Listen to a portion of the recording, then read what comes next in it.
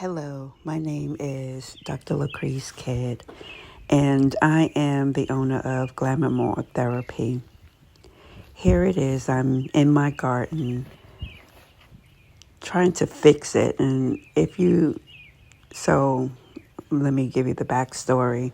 So, about 4 years ago, my father and a friend of mine planted a couple of hostas in my garden. And one of the hostas survived and the other one did not.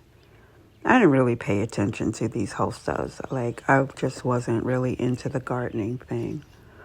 But then I realized that the hosta, once the winter came around, it died. But guess what happened? Once spring rolled around, it grew back.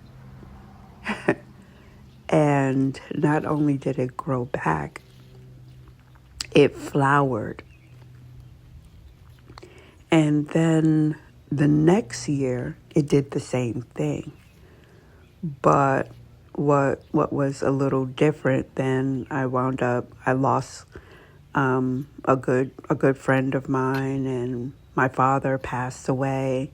And anybody who knows my father, he was a staunch gardener in his day. In fact, he had generated a neighborhood garden. And also my mother, I've watched her over the years, and she dotes over her plants. She definitely has a green thumb and just a wealth of knowledge in terms of gardening.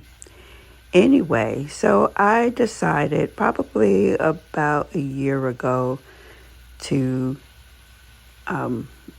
plant some additional hostas. So what I did on this side of my garden, I planted, I think it was 6 hostas, and half of them survived. And so, but then, this was the interesting thing. So only half of them survived, but only one of them was really thriving. So I didn't really have much confidence in how the other 2 of the 3 would do that had survived. So I decided to, just let them do their thing. And then, but then I kept looking at the garden, and it just looked so imbalanced because there were 3 hostas, the one you see to the far left, and then there was nothing. There were no hostas on the far right.